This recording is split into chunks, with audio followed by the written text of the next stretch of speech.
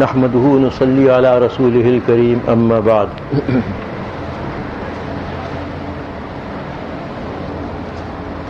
فاعوذ بالله من الشيطان الرجيم بسم الله الرحمن الرحيم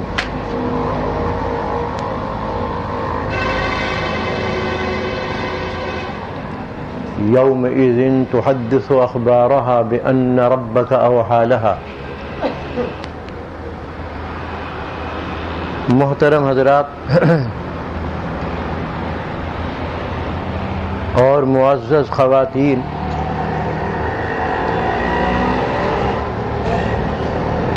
پہلے سے تو کوئی موضوع ذہن میں نہیں تھا، بس ابھی ابھی اللہ تعالیٰ نے اس آیت پر بیان کرنے سے متعلق ذہن میں ڈال دیا جو میں نے تلاوت کی ہے. لیکن اس سے پہلے کہ میں اس آیت کی تفسیر اور تشریح آپ کے سامنے عرض کروں، ایک بات کی طرف متوجہ کر دینا ضروری سمجھتا ہوں. وہ بات یہ ہے کہ غافل انسان، جس میں آج کل ہم بھی جو مسلمان ہیں اور مومن ہیں اکثر و بیشتر مبتلا ہیں، یہ سمجھ رہا ہے کہ کوئی اس کی نگرانی کرنے والا نہیں، کوئی اس کی دیکھ بھال کرنے والا، کوئی اس سے مواخذہ کرنے والا، کوئی اس سے باز پرس کرنے والا نہیں، اس لیے آزاد ہے، اپنی زندگی کے ہر پہلو سے وہ آزاد ہو چکا ہے. جیسا کہ آپ حضرات کو معلوم ہے، کبھی بھول کر بھی یہ بات ذہن میں نہیں آتی کہ ہم سے کوئی باز پرس کرنے والا ہے یا نہیں، ہماری باز پرس ہوگی یا نہیں. زندگی کے یہ لمحات اور یہ قیمتی اوقات جو ہم اپنی مرضی سے آزادانہ گزار رہے ہیں، اور کبھی ہم یہ نہیں سوچتے کہ یہ اوقات زندگی کس کے دیے ہوئے ہیں، یہ ہمارے اپنے تو نہیں. زندگی کی یہ تمام لمحات اور تمام اوقات کسی کی امانت ہے جو اس نے ہمیں عطا فرما رکھے ہیں. کیا امانت کے اندر خیانت کرنا جرم نہیں ہے؟ اور زندگی کے ان اوقات اور لمحات سے وہ کام لینا کہ جو اس کے بالکل آزاد ذہن کی عکاسی کرنے والے ہوں، کیا یہ جرم نہ ہوگا؟ بات اصل میں یہ ہے کہ ہم نے اپنی موت کو اور پھر آخرت کو دور اور بہت دور سمجھ رکھا ہے کہ ابھی تو بہت زمانہ باقی ہے مرنے میں، اور ابھی تو کافی عرصہ باقی ہے ہماری موت میں. کر لے جو کچھ کرنا ہے اس مختصر سے عرصے میں، اس کے بعد دیکھا جائے گا. گویا انسان اپنی موت کے سلسلے میں دھوکے میں مبتلا ہے، اور آج کل مومن کا یہی حال ہو رہا ہے کہ اسے بھول کر بھی اپنا انجام اور اپنی موت، اپنی قبر یاد نہیں آتے، اس لیے بے فکری کی زندگی گزار رہا ہے، آزادی کی زندگی گزار رہا ہے. کچھ اس کو ہوش نہیں، اس قدر غفلت میں مبتلا ہے کہ ذرا سا ہوش اس کو نہیں ہوتا اس بات میں کہ مجھے کون سا کام کرنا چاہیے اور کون سا نہ کرنا چاہیے. جو دل میں سما گیا، جو ذہن میں آ گیا، بس اس پر عمل کرنا شروع کر دیا. صحیح ہے، غلط ہے، جائز ہے، ناجائز ہے، حلال ہے، حرام ہے، اس کی طرف پرواہ نہیں، ذرا سی بھی پرواہ نہیں. اور یہ اس لیے ایسا تصور پیدا ہوا کہ ایک تو اپنے انجام کو اور اپنی موت کو بہت دور سمجھ رکھا ہے، حالانکہ حضور اکرم صلی اللہ علیہ وسلم نے جو فرمایا، ایک صحابی کو نصیحت فرماتے ہوئے فرمایا کہ اذا اصبحت فلا تحدث نفسك بالمساء، جب صبح ہو جائے تو شام کی بات نہ کرو، شام نصیب بھی ہوگی یا نہیں ہوگی، اور جب شام ہو جائے تو صبح کا فکر نہ کرو کہ صبح نصیب بھی ہوگی یا نہیں ہوگی. اور پھر فرمایا کہ وعد نفسك من الاموات، اپنے آپ کو مردوں میں سمجھو. یہ حدیث صحیح بخاری میں موجود ہے. اپنے آپ کو مردوں میں شمار کرو. مقصود وہی ہے کہ اپنے انجام کو پیش نظر رکھو، اپنی موت کو ہر وقت سامنے رکھو. اس وقت جو کچھ بھی عمل کریں گے انشاءاللہ وہ سیدھا عمل ہوگا، اس لیے کہ موت سامنے ہے، پتہ نہیں کب اس گڑھے کے اندر ہم پہنچ جائیں. لہذا سوچ سمجھ کر عمل کرنا چاہیے. یہ آزادی اور یہ ذہنی بے راہ روی انشاءاللہ ختم ہو جائے گی. ایک تو اس وجہ سے یہ بات پیدا ہوئی، دوسرے اس وجہ سے پیدا ہوئی کہ عام طور پر آدمی کو اور مومن کو اس زمانے میں اس کا خیال نہیں ہوتا کہ ہماری نگرانی ہو رہی ہے. سب سے بڑی نگرانی تو اللہ رب العزت فرما رہے ہیں، جیسا کہ قرآن کریم میں جا بجا مضمون آیا ہے، ان اللہ بعبادہ لخبیر بصیر، کہ خوب یاد رکھو اللہ تعالیٰ اپنے بندوں سے خوب واقف ہے اور خوب دیکھ رہا ہے. نگرانی تو سب سے بڑی اسی کی ہے. ہم اس کی نظر سے کبھی پوشیدہ نہیں ہو سکتے، ہم اس کی نگرانی سے کبھی باہر نہیں ہو سکتے، اور جو کچھ بھی ہم کرتے ہیں وہ خوب جانتا ہے. اچھا کرے یا برا کرے اللہ رب العزت کو سب معلوم ہے اور خوب معلوم ہے. تو سب سے بڑی نگرانی تو اس کی جانب سے ہے جو ہر مومن کے ساتھ ہے، ہر مومنہ کے ساتھ ہے، ہر انسان کے ساتھ ہے. نیک کے ساتھ بھی ہے، بد کے ساتھ بھی ہے، صالح کے ساتھ بھی ہے، فاسق کے ساتھ بھی ہے، اور کافر کے ساتھ بھی. اور ایک جگہ فرمایا فَيُنَبِّئُهُمْ بِمَا عَمِلُوا، بس تھوڑا سا وقت گزار لو دنیا کے اندر، پھر تمہیں وہ بتا دے گا تم نے جو کچھ بھی کیا ہے زندگی میں. آخرت میں پہنچو گے تو وہ بتا دے گا تمہیں، یعنی اس کی سزا یا جزا دے دے گا. اصل نگرانی ہے اللہ تعالیٰ کی. اللہ تعالیٰ ہم میں سے ہر ایک کو یہ توفیق عطا فرمائے کہ ہم اس نگرانی کا جو رب العزت کی جانب سے احساس کریں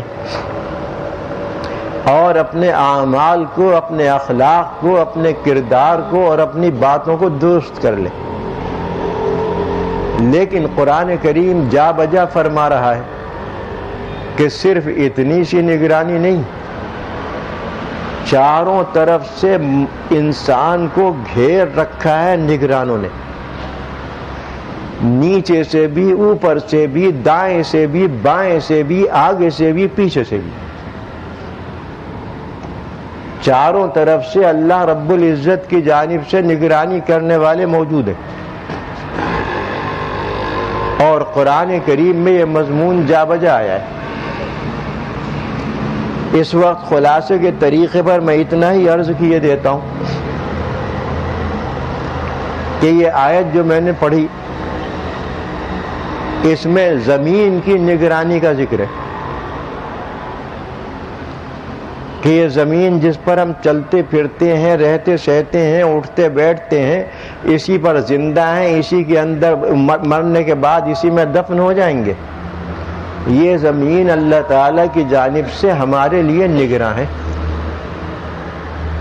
ہمارے اعمال کی نگرانی کر رہی ہے، ہمارے اخلاق اور ہمارے اقوال کی نگرانی کر رہی ہے۔ سمجھنے کے لیے اس طرح سمجھ سکتے ہیں آسانی کے ساتھ کہ قدرت کی جانب سے زمین کے اندر ایک ٹیپ ریکارڈر لگا ہوا ہے ہر انسان کا،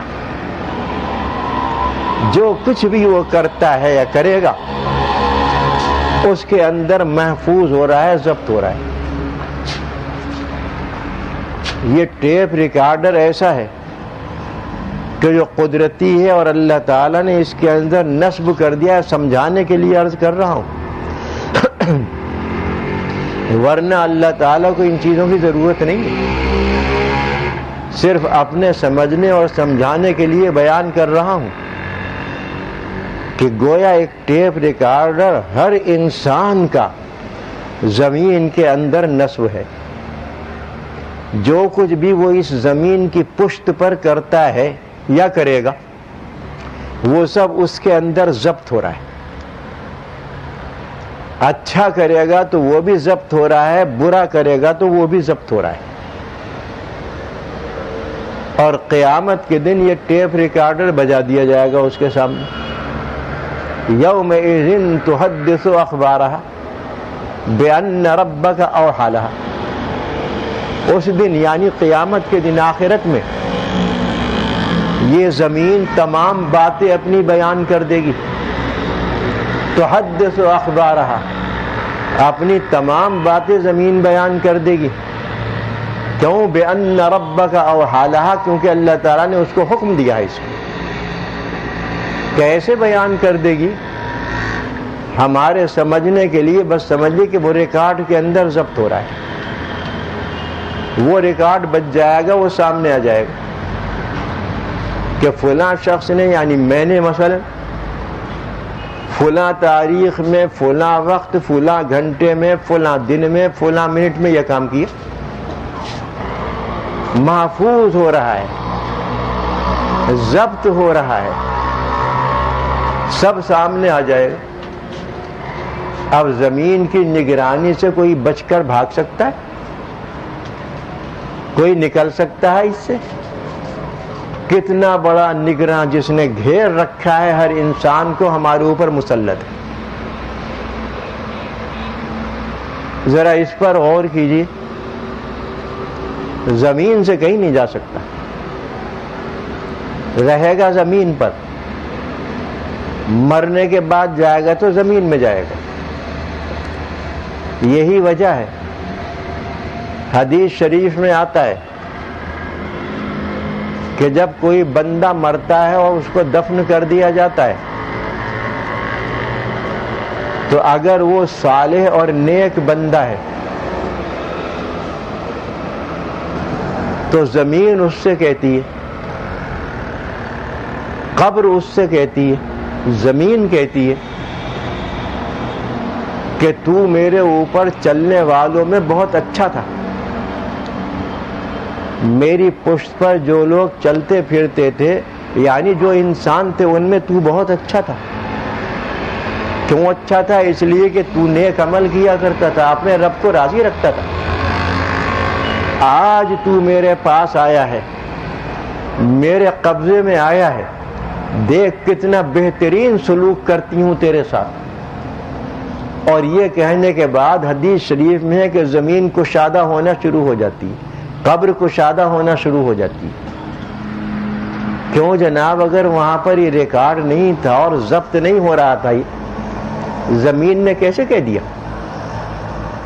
اسی کے مقابلے میں فرمایا کہ اگر کوئی مرد فاجر بدکار، اللہ سے غافل، رسول سے غافل، آخرت سے غافل، قرآن سے غافل اور اسلامی احکام سے غافل، جو آزادانہ زندگی گزار رہا ہے زمین کے اوپر، وہ مرتا ہے، اسے دفن کرتے ہیں تو زمین اس سے کہتی ہے کہ میرے اوپر جو لوگ چلتے پھرتے تھے تو ان میں سب سے بدترین تھا، لہذا آج میرے قبضے میں تو آیا ہے، دیکھ میں کیا سلوک کرتی ہوں۔ اور یہ کہنے کے بعد وہ زمین تنگ ہونا شروع ہو جاتی ہے۔ حدیث شریف میں ہے اتنی تنگ ہوتی ہے کہ اس مردے کی پسلیاں ایک دوسرے کے اندر چلی جاتی ہیں۔ ہاتھ کے اشارے سے آپ نے فرمایا انگلیاں انگلیوں میں ڈال کر کہ اس طریقے سے وہ پسلیاں اس کی ہو جاتی۔ کیوں؟ اس لیے کہ زمین نے ضبط کیا ہے، ہمارے تمام اعمال و افعال کو ضبط کر رکھا اس نے۔ جب زمین میں پہنچیں گے یعنی قبر میں پہنچیں گے تو بس اسی وقت سے اپنے ان اعمال کا کہ جن کی نگرانی زمین کر رہی تھی سزا یا جزا سامنے آنے لگے گی۔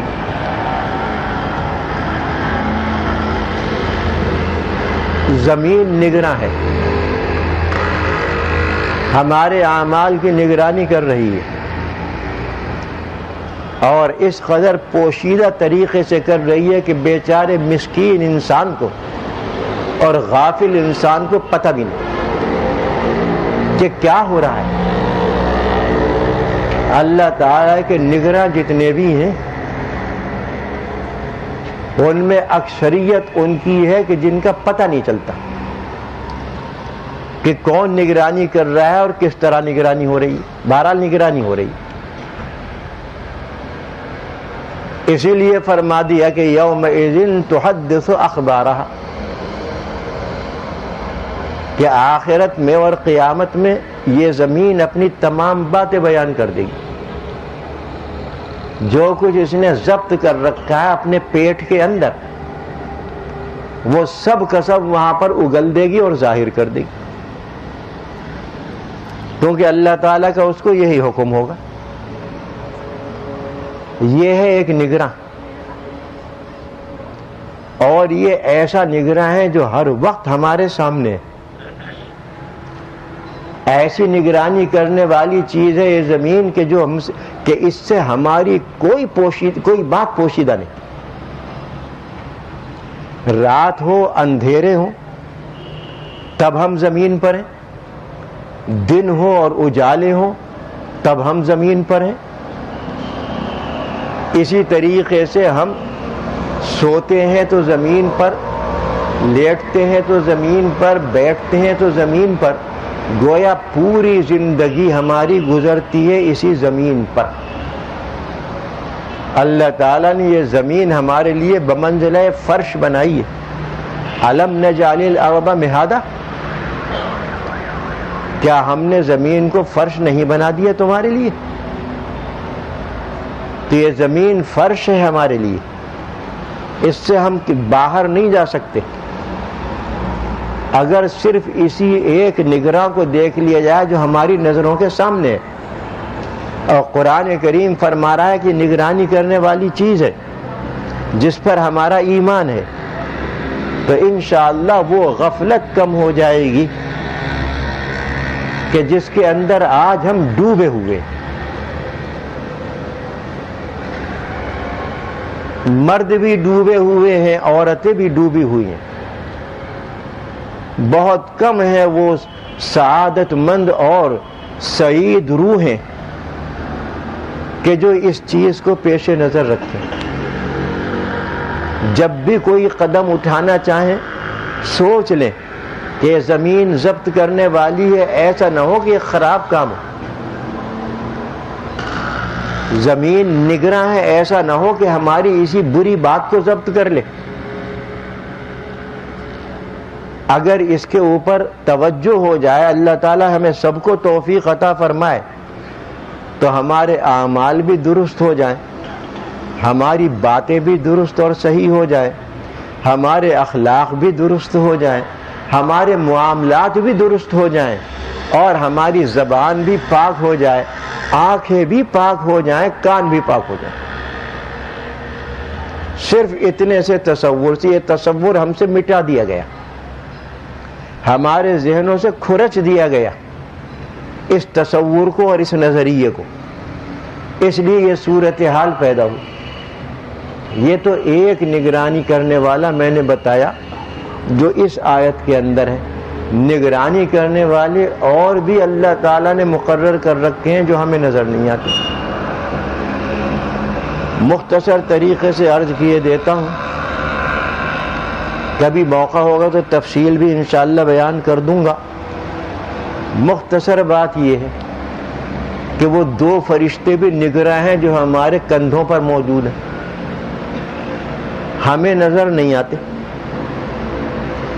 لیکن جیسا کہ آپ جانتے ہیں اور قرآن کریم میں 2-3 جگہ اس کا ذکر بھی آیا ہے کہ کرامن کاتبین فرشتے ہیں، بڑے معزز فرشتے ہیں، لکھنے والے فرشتے ہیں، ہمارے داہنے اور بائیں کندھے پر بیٹھے ہوئے ہیں، ہم سے جدا نہیں ہوتے، اور جو کچھ بھی ہمارے زبان سے نکلتا ہے اسے بھی ضبط کرتے ہیں، جو کچھ ہم عمل کرتے ہیں اسے بھی وہ ضبط کر لیتے ہیں۔ اعمال نامے مرتب ہو رہے ہیں، مرتب ہوتے رہیں گے جب تک انسان زندہ ہے، اور ایک چیز وہ نہیں چھوڑیں گے، کرامن کاتبین ان علیکم لحافظین، یاد رکھو تمہارے اوپر نگرانی کرنے والے ہم نے مقرر کر دیے ہیں۔ ان علیکم لحافظین، حافظین سے مراد ہے نگرانی کرنے والے، ہم نے مقرر کر دیے تمہارے اوپر نگرانی کرنے والے۔ کون ہیں وہ؟ کرامن کاتبین۔ یہ کرامن کاتبین ہے جو نگرانی کر رہے ہیں، ہماری ہر چیز کو ضبط کر رہے ہیں۔ یعلمون ما تفعلون، جو کچھ بھی تم کرو گے انہیں معلوم ہو، انہیں معلوم ہو جائے گا کہ جو کچھ بھی تم کرو گے، اور ظاہر ہے کہ اسے ضبط کر لیں گے۔ یہاں پر تو اعمال کے بارے میں فرمایا اس آیت میں، اور سورہ قاف کے اندر قول اور باتوں کے سلسلے میں فرمایا، انہی کی طرف اشارہ کرتے ہوئے ما یلفظ من قول الا لدیہ رقیب عتید۔ جب بھی انسان کوئی بات زبان سے نکالتا ہے تو اس کے پاس ایک فرشتہ تیار بیٹھا ہے لکھنے کے لیے، نگرانی کرنے والا، رقیب نگرانی کرنے والا، عتید تیار، نگرانی کرنے والا فرشتہ تیار بیٹھا ہے۔ ادھر زبان سے بات نکالی اور ادھر اس نے لکھا۔ صاحبو کس غفلت